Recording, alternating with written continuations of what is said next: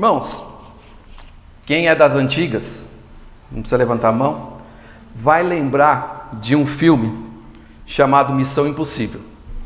Olha os sorrisinhos dos velhinhos. Não só velhinho, né? Tem um monte, né? Tem 1, 2, 3, 4, 5, 6, 7, 8, 9, né? Tem 300 mil versões do Missão Impossível. Quando a gente assiste Missão Impossível e olha para o Tom Cruise, aquela pessoa que não envelhece, né? É impressionante. A gente fica... É legal, a gente sabe que é Hollywood, né? Mas a gente fica assim meio com o pé atrás, porque ele realmente faz coisas que são praticamente impossíveis. E a gente estudando um pouquinho sobre o filme, eu estudei a Bíblia também para pregar, tá? Mas eu fui estudar sobre o filme, e algumas das cenas perigosas ele realmente fez. O cara é fera, né? Ele ia lá e fazia sem dublê, outras não tinha jeito, tinha que ter dublê, porque era perigoso demais, não dava para arriscar a vida dele.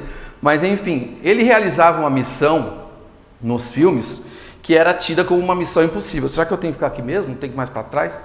Porque os irmãos aqui ficam bem de lado. Normal? Tá bom aí?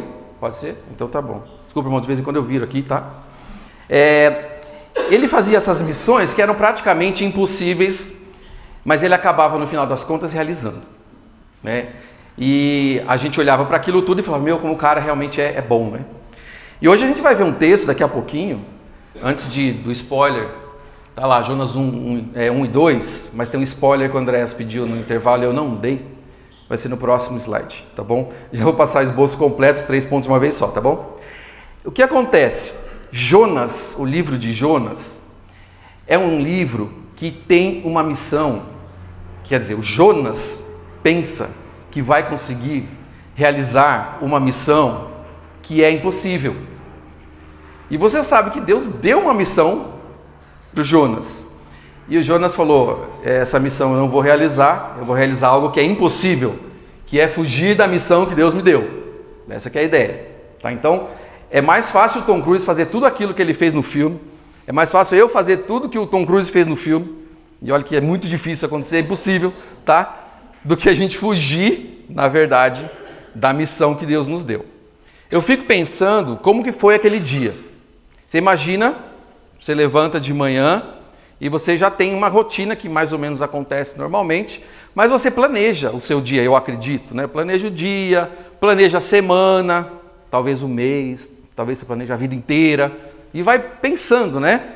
A gente que é pai planeja para os filhos, né? A gente vai pensando o que vai acontecer, se vai casar, se não vai. Nós vamos planejando. E aí, o que ocorre?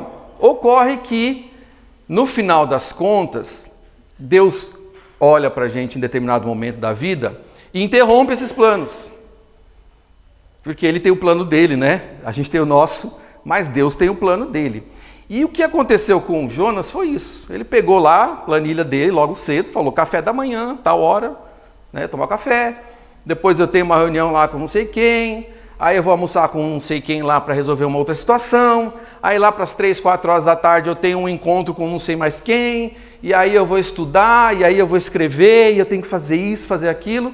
E Jonas lá tranquilo, no seu dia, que começa bem até o momento em que Deus atrapalha tudo, na visão dele.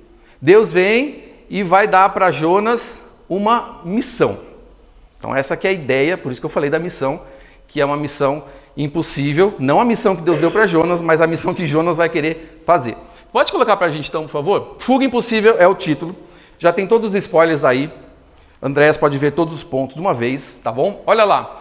É impossível fugir de Deus e tentar é uma grande bobagem. Então não dá para fugir e tentar fugir é uma tolice sem tamanho. Mas quem nunca, né? A gente vai ver já. Primeiro ponto que a gente vai falar, aquele ali, ó, Deus busca e atrai quem Ele quer. Então a gente às vezes seleciona, né? A gente olha para as pessoas e fala, esse aí dá para a gente evangelizar, esse aí eu posso ir atrás, esse aí Deus não vai querer. Deus busca quem Ele quer. Segundo ponto, Deus sempre realiza a sua vontade. Então Ele vai realizar aquilo que Ele quer, independentemente de eu querer fugir ou não, se eu quero realizar ou não, se eu tinha meu plano ou não, se eu ia tomar café com tal pessoa ou não, não importa. O plano de Deus vai acontecer. E Deus controla os acontecimentos da vida.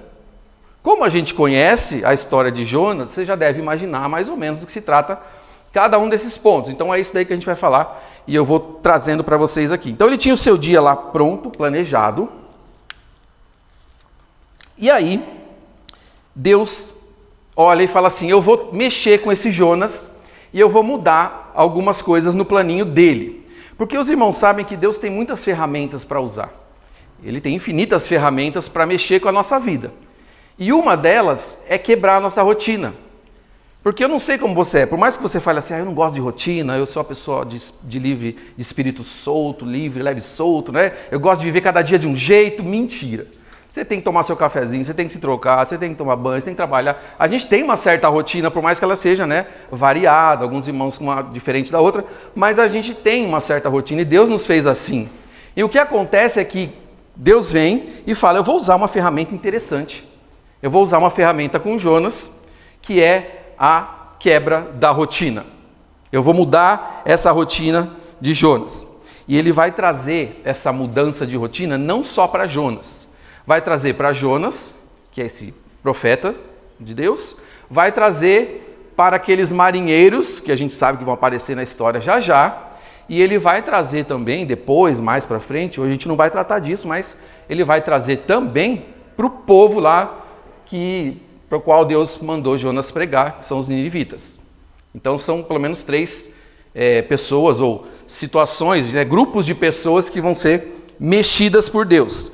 A cidade de Nínive era uma cidade problemática. Nínive era um lugar problemático.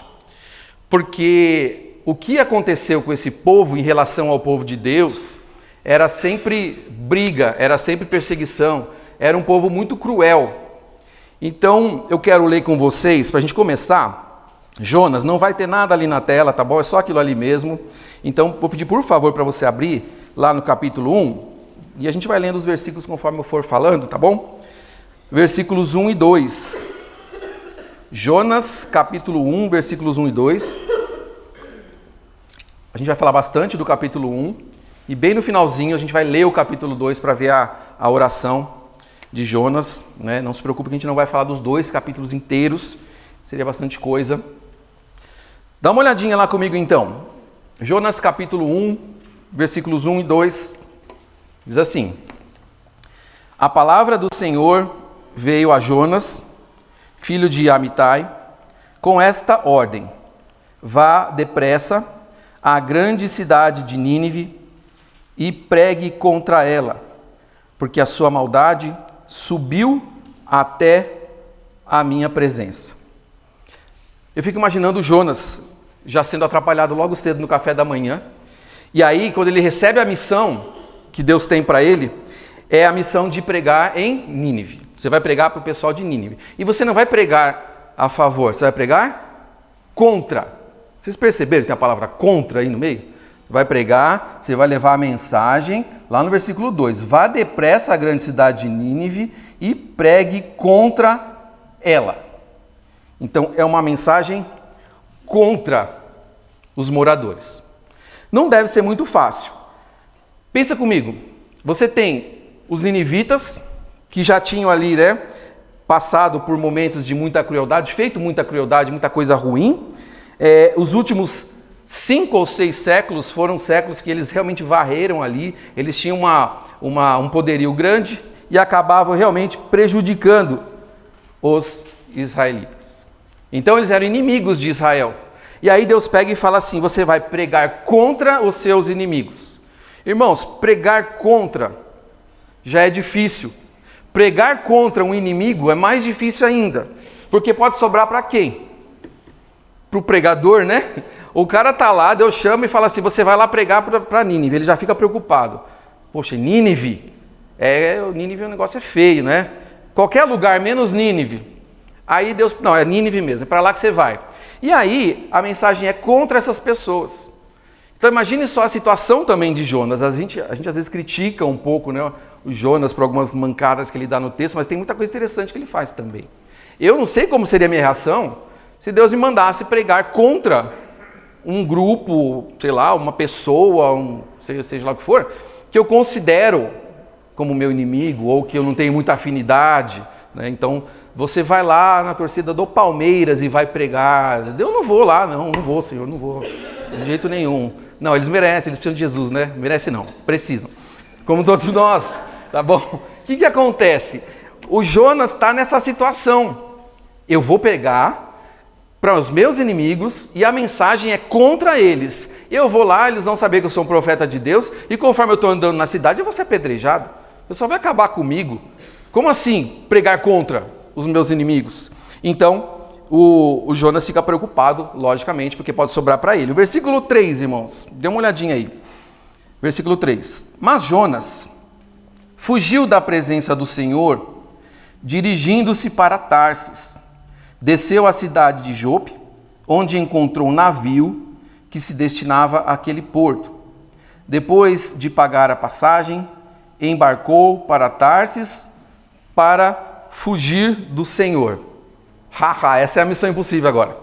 Agora ele começa a missão impossível. Eu vou fugir do Senhor. Deus mandou para lá e eu vou para cá. Né? É para ir para Nínive, eu vou procurar um barco, eu vou procurar uma passagem. Olha que coincidência, tem uma passagem para um lugar mais distante possível, que é o oposto. Dizem lá que Tarsis era lá para o lado da Espanha, sei lá, para aqueles lados, não sabemos exatamente onde é, mas o fato é que não era nada perto, era bem longe. Então beleza, né? Vou lá comprar a passagem para que lugar? Para o lugar mais distante possível, porque eu vou fazer aquilo que ninguém consegue fazer. Eu vou fugir de Deus. E é interessante a linguagem aqui da palavra de Deus, que fala, né, que ele foi fugir. Jonas fugiu da presença de Deus, ele comprou uma passagem, embarcou para fugir do Senhor. Então é uma linguagem bem humana, né, para a gente se sentir na pele de Jonas e ver como ele estava se sentindo. Então, em momento algum ele pensou, vou obedecer. Ele pensou logo cedo, acabou com a minha planilha, vou perder o almoço lá com o meu fulaninho, com o meu amigo, não vai dar para jantar em casa hoje, então pelo menos vai ser do meu jeito, então eu vou fugir. Ele se recusou a mudar, ele tentou mudar quem? Deus, né? Deus tinha um plano, aí o Jonas pega e fala assim, eu vou mudar sim, mas eu não vou mudar o que eu quero, eu vou mudar o que Deus quer. Deus quer que eu vá para lá, eu vou para cá e está tudo resolvido. Jonas acabou concluindo que seria mais vantajoso pecar, fazer aquilo que desagrada a Deus, desobedecer a Deus, do que fazer aquilo que o Senhor tinha mandado. E eu fico pensando e comparando com a nossa vida, que isso é muito, muito real. Porque quando a gente está pecando, quando eu escolho pecar, eu estou fazendo a mesma coisa que Jonas fez ali. Eu só não peguei um barco, só não peguei um navio para o outro lado. Mas eu peguei um rumo na minha vida que é totalmente contrário àquilo que Deus queria para mim, que Deus tinha planejado para mim. Então, a gente também faz o mesmo cálculo. Se o destino é Nínive, eu vou para o outro lado. Se a vontade de Deus é para cá, eu vou para lá. Muitas vezes é isso que nós fazemos, e é exatamente isso. Quando nós pecamos, nós escolhemos o lado contrário. E lógico que isso é loucura. Lógico que isso não pode dar certo. Né? Então a gente acaba querendo imaginar que Deus no seu plano não é perfeito e que eu consigo pensar num plano melhor. Já pensou que absurdo? Eu tenho a capacidade como ser humano, falho, pecador, limitado. Eu tenho a capacidade de planejar melhor, de planejar de uma maneira que nem Deus pensou. Então eu me coloco acima de Deus, né? Mais esperto, mais inteligente. Eu sou muito melhor que Deus. Olha que situação terrível. E Jonas fez isso e nós também fazemos isso. Quando nós acreditamos na mentira do diabo de que, não, Deus falou assim, mas você pode fazer assado. Deus disse desse jeito, mas eu posso fazer, você pode fazer de uma outra maneira. É loucura, é bobagem como a gente viu ali, é tolice, é impossível a gente fugir da presença de Deus.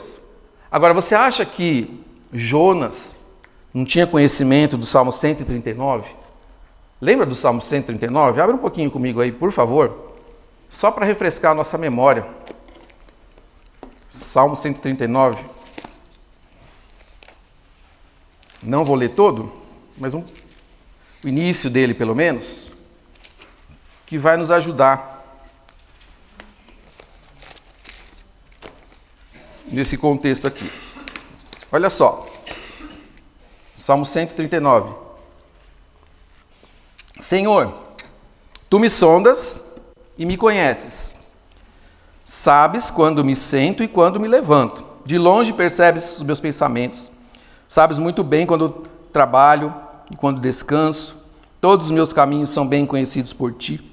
Antes mesmo que a palavra me chegue à língua, tu já a conheces inteiramente, Senhor. Tu me cercas por trás e pela frente e pões a tua mão sobre mim. Tal conhecimento é maravilhoso demais e está além do meu alcance. É tão elevado que não posso atingir. Para onde poderia eu escapar do teu espírito? Para onde poderia fugir da tua presença? Se eu subir aos céus, lá estás. Se eu fizer a minha cama na sepultura, também lá estás. Se eu subir com as asas da alvorada e morar na extremidade do mar, mesmo ali a tua mão direita me guiará e me susterá. Mesmo que eu diga que as trevas me encobrirão e que a luz se tornará noite ao meu redor, verei que nem as trevas são escuras para ti. A noite brilhará como o dia, pois para ti as trevas são luz. E assim o texto continua, ele vai falando que Deus o criou lá no íntimo do ser, né? da mãe dele, e assim vai o texto. Um texto que mostra para nós o tamanho desse Deus.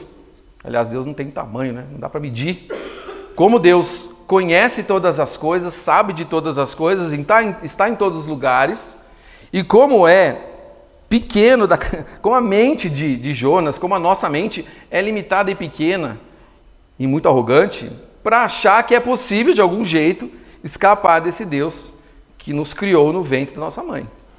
Que não importa o lugar que a gente esteja, Ele está também. Então é um salmo interessante que nos dá essa ideia.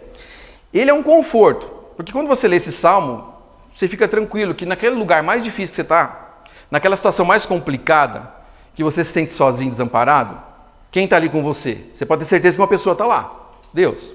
Então isso é bom, por um lado. Mas, por outro lado, se a gente está na lama, na sujeira, se a gente está tentando fazer uma missão dessa que é impossível, aí a coisa fica pior. Porque eu tento fugir, mas eu nunca vou conseguir. Eu não vou ter êxito nessa empreitada. Aí o texto de Jonas continua, volta lá comigo, por favor, no capítulo 1, agora a gente vai para o versículo 4. Jonas capítulo 1, versículo 4. Diz assim: O Senhor, porém, fez soprar um forte vento sobre o mar, e caiu uma tempestade tão violenta que o barco ameaçava arrebentar-se. Agora acontece uma coisa interessante. Deus, no seu bom humor, Deus na sua soberania, no seu poder imenso. Vamos brincar então de pega-pega, né? Você acha que pode fugir? Então vamos lá. Tá comigo. E aí Deus vai atrás. Deus vai atrás e de leve ele já lança uma tempestade, do nada.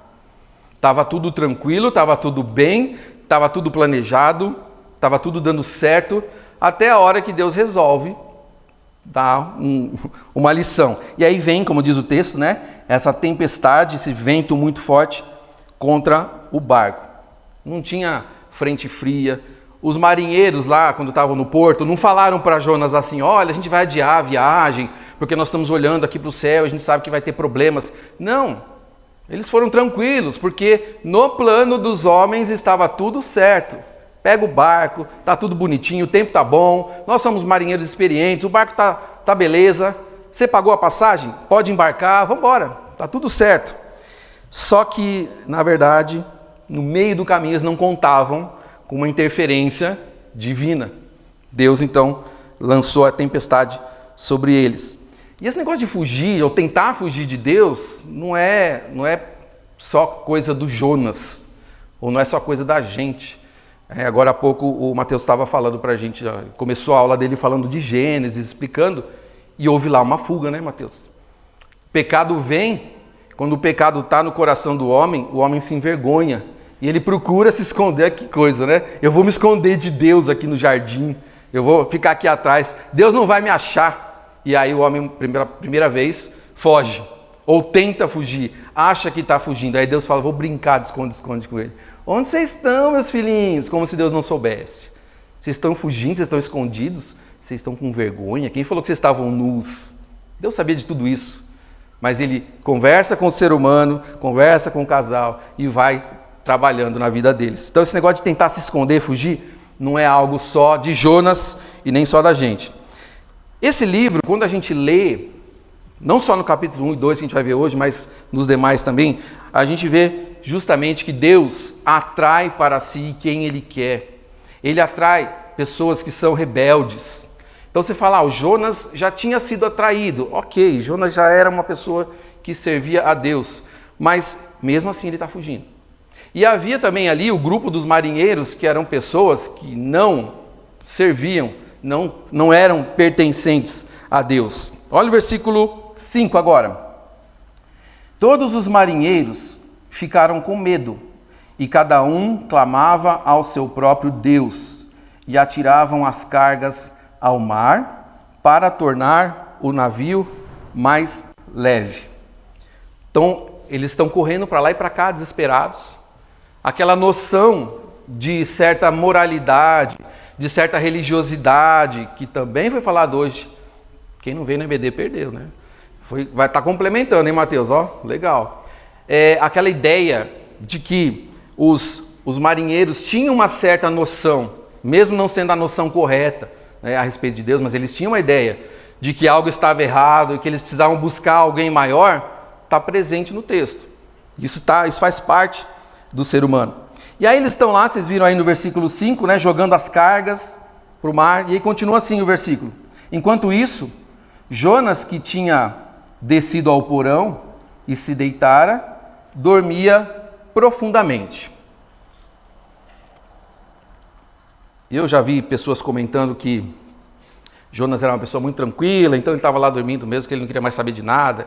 Se desse tudo errado, estava tudo certo para ele, não tinha nada a perder. Mas eu acho que tem algo mais profundo aqui, irmãos.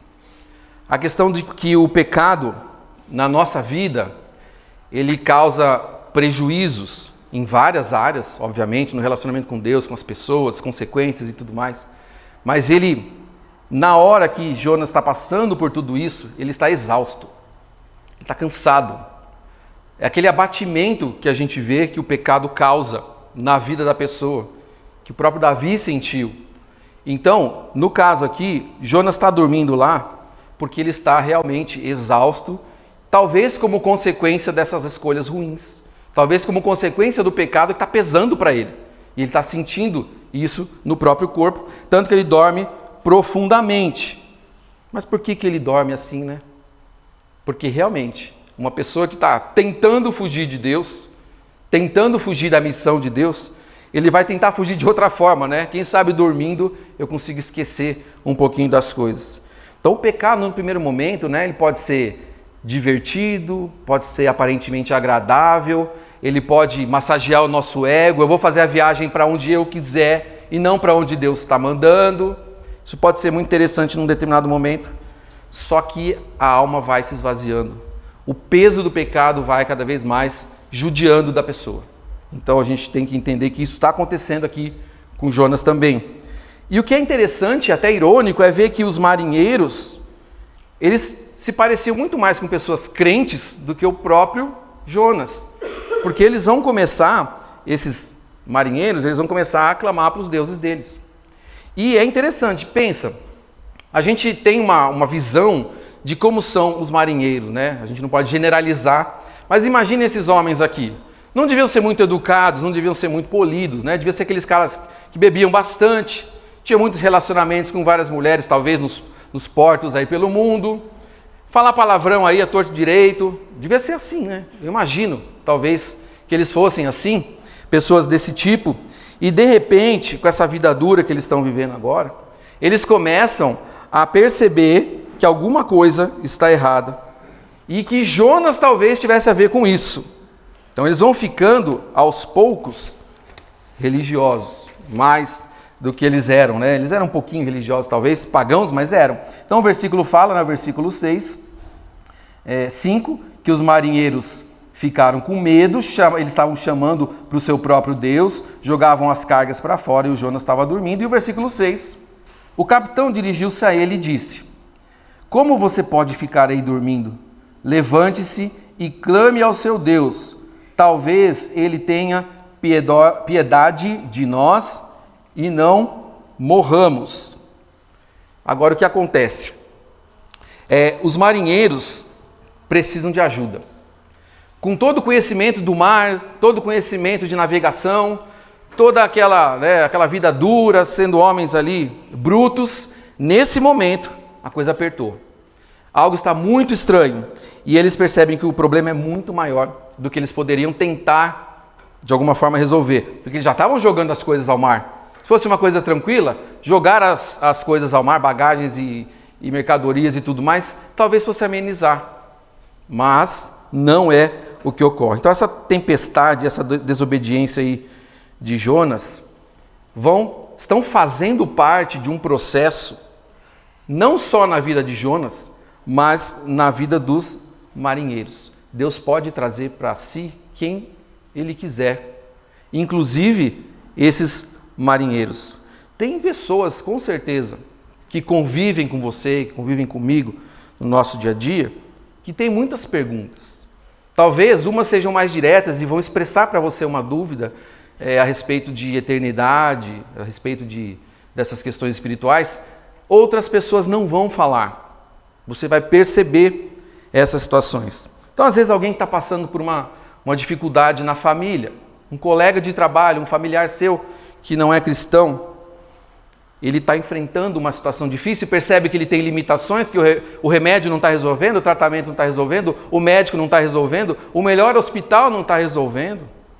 Isso não quer dizer que Deus vai resolver isso, se Deus não quiser, Ele não resolve, tá? Mas Ele pode. E as pessoas com todos esses questionamentos, talvez seja Deus pressionando, talvez seja Deus mandando essa tempestade para essa pessoa, e junto dessa pessoa tem alguém que pode ser esse caminho, que pode ser essa ponte, que vai explicar para essa pessoa, que vai dar para essa pessoa alguma resposta. E essa pessoa é você, essa pessoa sou eu. Nós ali naquele contexto, ouvindo as reclamações, entendendo a situação daquela pessoa, podemos ser um instrumento de Deus para levar a palavra para ela. Então, preste atenção, fique atento, né? Ouvidos abertos aí e pronto para falar de Deus na hora certa, quando você tiver a oportunidade. Olha o versículo 7. Então, os marinheiros combinaram entre si: vamos lançar sortes para descobrir quem é o responsável por esta desgraça que se abateu sobre nós. Lançaram sortes e a sorte caiu sobre Jonas. Então, como eu falei aquela hora, os próprios marinheiros ali tinham uma noção de como se resolver as coisas, como tirar dúvidas em relação a questões espirituais, por exemplo. Lançar sortes era um costume do Antigo Testamento que era utilizado, era comum. A revelação de Deus acontecia muitas vezes por esse lançar sortes. E aqui também os marinheiros, o pessoal ali do barco vai fazer o quê? A gente tem que descobrir o que está acontecendo, senão todos vamos perecer. Então eles sabem que o mundo tem causa e efeito, tem consequências das escolhas. Eles entendem de uma forma ou outra que existe uma moralidade, uma questão espiritual que é importante. E a pessoa que Deus colocou aí ao seu redor, no seu convívio, por mais que você não perceba ou não acredite, essa pessoa tem essa noção também. Ela tem dentro dela esses questionamentos e ela entende que há causas e consequências. Então tudo acontece por um motivo, então eles querem saber qual é o motivo. Por que essa situação está acontecendo e será que tem a ver com esse Jonas? E o que é interessante é que Deus vai expor Jonas. Deus vai expor o pecado de Jonas e vai fazer com que não só ele, mas os outros entendam que ele está errado, que ele estava fazendo alguma coisa que desagradava a Deus. Ele vai ser exposto. E a pergunta é, como que ele vai responder diante de uma exposição dessa? Como que você responde quando talvez o seu pecado, a sua falha é exposta também? Quando você é desmascarado, quando nós somos desmascarados. Porque a gente tem uma tendência muito grande de esconder essas coisas erradas, obviamente, e querer mostrar só aquilo que é agradável, a parte mais bonita, e deixar o que é errado para trás. E aqui nós vemos que Jonas, com todos os problemas que ele tem um ponto positivo, que é reconhecer. Ele vai reconhecer que está fazendo alguma coisa errada, porque ele estava fugindo e os marinheiros sabiam que ele estava fugindo de Deus. Olha só o versículo 8. Por isso lhe perguntaram: diga-nos quem é o responsável por essa calamidade. Qual é a sua profissão? De onde você vem? Qual é a sua terra? A que povo você pertence? Aí o versículo 9, continuando. Ele respondeu: eu sou hebreu, adorador do Senhor, o Deus dos céus, que fez o mar e a terra. Jonas vai falar algumas coisas interessantes aqui logo de cara, né? Mas antes vamos terminar só lendo o versículo 10 aqui. Então, os homens ficaram apavorados e perguntaram: o que foi que você fez? Pois sabiam que Jonas estava fugindo do Senhor, porque ele já lhes tinha dito. Então Jonas já tinha falado: olha, eu estou fugindo do Senhor, estou fugindo do meu Deus, tá? Só para vocês saberem aí. Eu estou indo para lá, Deus mandou ir para cá. Então eles já sabiam. E a coisa ficou tão complicada que eles começaram a ficar com muito medo, aterrorizados. E eles falaram: o que é que você está aprontando? O que é tão grave assim que você está fazendo para Deus fazer o que está fazendo com todos nós aqui? Todos nós vamos sofrer a consequência. Então a gente quer saber o que está acontecendo. Então eles estavam muito, muito assombrados, muito aterrorizados. E o que é interessante é que esses marinheiros agora expressam as suas dúvidas. Eles expressam as suas perguntas. E Jonas, logo de início, ele começa falando quem ele é, né? Ele fala: eu sou hebreu, no versículo 9, adorador do Senhor, o Deus dos céus, que fez o mar e a terra. Ele não omitiu a questão que para ele era crucial. Aqui é um ponto positivo para Jonas, no meio de tanta coisa errada, né? Mas aqui é um ponto positivo, porque ele fala para eles, para aqueles marinheiros, que ele é um servo de Deus, que ele é o servo do Senhor, que é criador de tudo, inclusive daquele mar que está quase acabando com a vida deles. Corajoso, né? Você faz tudo isso, você desobedece o Deus que cria o mar, seu louco, e pega um barco e vem para o meio do mar. Você não tem noção mesmo do que está fazendo, né? Talvez passou isso pela cabeça deles. Mas o que eu quero destacar aqui é o seguinte: quando você vai falar da sua vida para alguém, você vai compartilhar, você está conhecendo a pessoa, um colega mesmo, você já tem um pouco mais de intimidade, e aí você vai falar de você. Você fala da sua família, você fala das histórias dos seus pais, você fala da sua profissão, dos seus estudos quando você era mais novo, e você pula a parte principal? Ou você vai e usa e fala da parte principal? Porque a parte principal é quando Deus nos alcançou. Concorda comigo? Esse é um momento crucial da nossa vida. É o momento que divide. A partir dali, daquele momento da salvação, para frente, se eu morrer, eu não estou mais condenado. Daquele momento antes para trás, eu estaria perdido, eu estava perdido. Então, Jonas, a vida com Deus, apesar dos trancos e barrancos aí, mas a vida com Deus que ele estava levando, era algo tão sério que fazia parte, era intrínseco, e ele tinha que falar. Eu vou falar da minha vida, eu preciso passar por: sou hebreu, sou servo do Senhor, que é criador. E você fala o quê? Sou atibaiense, tibaiano, sei lá o que você é, né? Sou paulista, sou carioca, sou isso, sou aquilo. Aí deixa um vácuo e fala: então, e como é que você está? Você está bem? Não. E aí, Jesus na sua vida? Nada? Não fala? Não compartilha? Não explica? Não faz menção? A pessoa nem sabe que você é cristão. Aquela questão do crente, que a gente fala que é na minha época de adolescente, que faz alguns anos, a gente falava que era como se fosse um crente agente secreto, né? Ninguém sabia que você era crente. Você estava na escola, ninguém sabia. Você estava no trabalho, ninguém sabia. Até na família, se bobear, não sabia que você era crente. Porque não tinha semelhança nenhuma, não tinha diferença nenhuma com o mundo, né? e a gente acabava sendo um crente, agente secreto, tinha vergonha. Mas o Jonas, felizmente, pelo menos nesse momento aqui, ele vai falar da sua vida com Deus. E o que é interessante, que deve ser importante para mim e para você, essa questão dele falar quem ele passa por uma vida imperfeita. Ele é imperfeito. Ele está lá no momento de pecado. Deus está expondo o pecado dele, mas mesmo assim, ele vai falar de Deus. Porque uma desculpinha esfarrapada que a gente dá é o quê? Ah, mas eu sou tão pecador, quem sou eu para falar de Jesus que é tão maravilhoso? Exatamente, eu não sou ninguém. Mas ele me tornou, não é? Ele me tornou filho, agora eu sou filho de Deus. Então, não por merecimento, obviamente, mas eu tenho sim que falar. Apesar da minha vida imperfeita, eu tenho Jesus. Então, Jonas fala da vida dele. Eu lembro quando eu era adolescente, nós fomos morar 1 ano em Sorocaba. O ano do terceira série do ensino médio, fui morar em Sorocaba. E eu não entendia por quê, né? Fomos lá porque meu pai precisou trabalhar lá 1 ano, a gente ficou lá e depois voltamos para Atibaia. Mas o fato imagina a terceira série do ensino médio, você querendo se formar com seus amigos, aí você tem que sair da sua escola.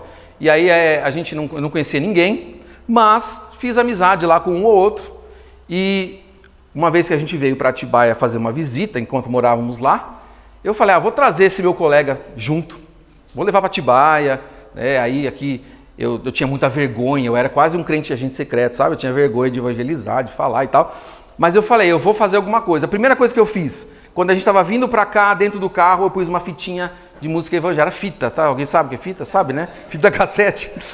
Hoje eu nem sei como que é, MP3, não, Bluetooth, Spotify, né? Eu pus o Spotify, eu pus uma fita de música evangélica. E aí o menino começou a estranhar, né? Porque aqui que essa música falando de Deus, e aí ele já começou a ficar com a pulguinha atrás da orelha, e eu quietinho na minha. E aí quando chegou aqui, a gente foi para a igreja, lógico, a gente levou ele para a igreja também. Resumindo, Deus expôs o meu pecado, e ele falou assim, você nunca falou que era crente, né? Para mim. Imagina a vergonha que eu fiquei morrendo de vergonha. Mas, porque Deus é maravilhoso, anos depois, eu recebo uma mensagem desse meu colega, dizendo que ele se converteu, e que o que fez ele pensar em Deus e entender que ele precisava de Jesus, foi aqueles 2 ou 3 dias que ele passou com a gente aqui em Atibaia, e agradeceu a Deus pela minha vida de evangelista. Falou, nossa. Falei, Senhor, não precisava humilhar tanto assim. Que vergonha. Mas Deus usou. Deus usou aquele adolescente tímido, morrendo de vergonha, que não falava direito de Deus. E aquela situação, Deus reverteu. E esse rapaz é um crente hoje. Então agradeço a Deus, eu louvo a Deus por isso. Tá vendo? Uma pessoinha. Pô, para que eu fui lá? Será que Deus não levou a gente para lá só? É muita pretensão da minha parte, né? Sei lá. Mas será que Deus não levou a gente para lá, para Sorocaba, para que esse menino conhecesse o Senhor Jesus? Não sei. Ele pode mexer com uma família para alcançar uma pessoa, se ele quiser, não pode? E fazer essa pessoa ficar 1 ano fora. Irmãos, eu não sei qual é a mente de Deus, não dá para saber. Mas o importante é saber que Ele traz quem Ele quiser. Ele realiza a vontade dEle quando e como, do jeito que Ele quiser. E mesmo que eu não seja o evangelista, coitadinho, na visão dele eu fui um evangelista, né? Porque Deus reverteu a situação. Mas é algo que marcou a minha vida e eu queria que vocês pensassem nisso, tá? O não crente, ele não quer perfeição, ele não vai buscar a perfeição na gente. Ele vai buscar uma resposta, ele vai buscar entender. Aquela resposta que a gente já tem por causa de Cristo, é essa resposta que a gente pode dar para essa pessoa, mesmo a gente sendo tão imperfeito. Vamos continuar? Versículo 11. Deixa eu ver o horário ali. Vamos lá. Está acabando, hein? Falta só 40 minutos. 11. Visto que o mar... Mentira, brincadeira. Visto que o mar estava cada vez mais agitado, eles lhe perguntaram, o que devemos fazer com você para que o mar se acalme? Agora eles já entenderam a situação, né? E o 12 diz assim, respondeu ele, peguem-me e joguem-me ao mar, e ele se acalmará, pois eu sei que é por minha causa que esta violenta tempestade caiu sobre vocês. Primeira coisa, irmãos, um ponto importante aqui é que nós temos que entender o passo para que as coisas comecem a se acertar. O primeiro passo é reconhecer que a gente está errado, reconhecer que a gente pecou.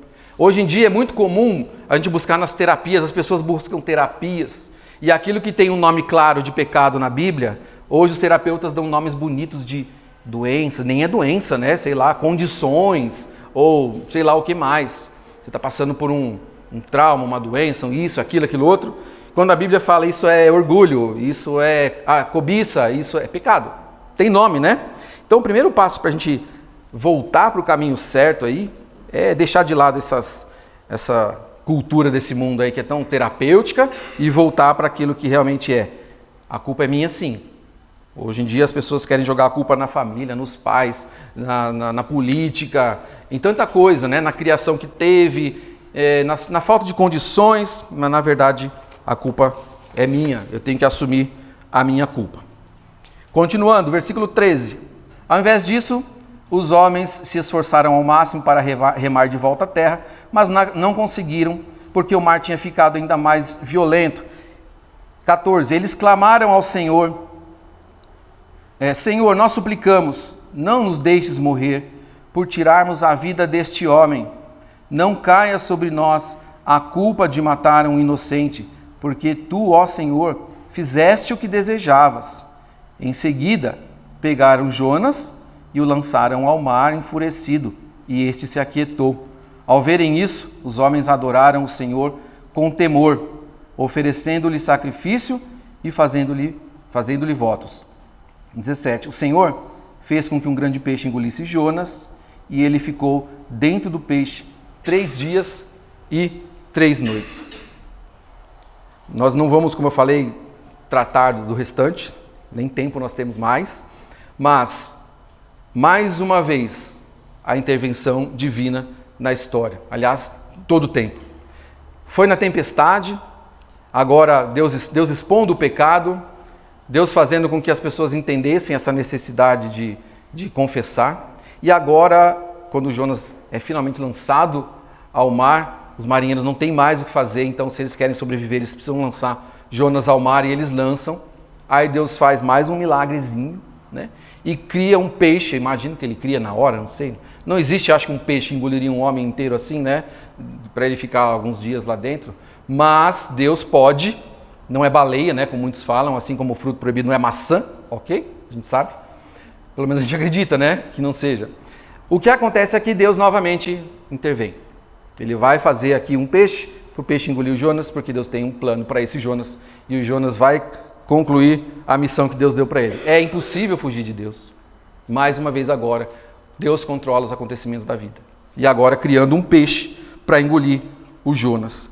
O que é interessante aqui, que eu gostaria de destacar para a gente finalizar, é que esses homens, esses marinheiros, eles foram alcançados, muitos deles ali, talvez realmente acabaram largando o paganismo, talvez outros não, mas alguns sim, porque Deus foi e buscou. Deus tinha um plano para esses marinheiros. Não vamos entrar no mérito, né? Olha, tá vendo? Então eu vou pecar e Deus vai resolver e vai fazer assim mesmo. Apesar de nós, Deus faz o que Ele quer fazer. Apesar dos nossos pecados, das nossas falhas, da gente tentar fugir, Ele realmente faz o que quer fazer, o que tem que fazer. Tá? Não depende de nós. Mas o fato é que Deus estava apertando tanto Jonas quanto esses marinheiros para que eles pudessem se voltar para o Senhor. E é isso que eu quero que você pense. Às vezes Deus está te apertando, às vezes Deus está apertando alguém que está perto de você, te dando aquela pressão na vida para que essa pessoa possa voltar os olhos para o Senhor, e você pode ser então uma bênção e um caminho para que essa pessoa conheça o Senhor Jesus. O capítulo 2, que eu falei que a gente iria comentar, eu só vou ler, porque a gente tem ceia ainda, tá? Mas a ceia é bem rápida, tá? Não se preocupe não. Aguenta firme. Capítulo 2 de Jonas. Dentro do peixe, Jonas orou ao Senhor, o seu Deus, e disse: em meu desespero clamei ao Senhor, e Ele me respondeu. Do ventre da morte gritei por socorro, e ouviste o meu clamor. Jogaste-me nas profundezas, no coração dos mares. Correntezas formavam um turbilhão ao meu redor. Todas as tuas ondas e vagas passaram sobre mim. Eu disse: fui expulso da tua presença, contudo, olharei de novo para o teu santo templo. As águas agitadas me envolveram, o abismo me cercou, as algas marinhas se enrolaram em minha cabeça. Afundei até chegar aos fundamentos dos montes, a terra embaixo, cujas trancas me aprisionaram para sempre. Mas tu trouxeste a minha vida de volta da sepultura, ó Senhor meu Deus. Quando a minha vida já se apagava, eu me lembrei de ti, Senhor, e a minha oração subiu a ti, ao teu santo templo. Aqueles que acreditam em ídolos inúteis desprezam a misericórdia, mas eu, com um cântico de gratidão, oferecerei sacrifício a ti. O que eu prometi, cumprirei totalmente. A salvação vem do Senhor. E o Senhor deu ordens ao peixe, e ele vomitou Jonas em terra firme. Mais uma intervenção divina aqui na vida de Jonas. Irmãos, nós vamos orar nesse momento, pedir que Deus nos abençoe e nos ajude a enxergar quando a pressão é para nós, quando a pressão é no nosso vizinho, e para que a gente possa ser útil também nessa caminhada, na vida dessas pessoas. Senhor, obrigado por essa oportunidade de compartilhar mais um trechinho da sua palavra com os irmãos. Quero te agradecer, ó Pai, porque nós vimos que, apesar da desobediência de Jonas, essa tentativa de fugir do Senhor, o Senhor assim não tem e nunca terá os seus planos frustrados. Obrigado, Senhor, porque nós podemos ser úteis no ministério, nós podemos ser úteis na nossa família, no nosso trabalho, que as pessoas ao nosso redor possam ser abençoadas, que nós possamos dar testemunho e estejamos atentos, ó Pai, quando a pressão do Senhor aumentar, tanto na nossa vida, quanto na vida daqueles que estão perto de nós, porque essas podem ser oportunidades também de perceber o Senhor querendo trazer pessoas para si. Muito obrigado, Senhor, por essa oportunidade. Nós oramos, te agradecemos em nome de Jesus. Amém.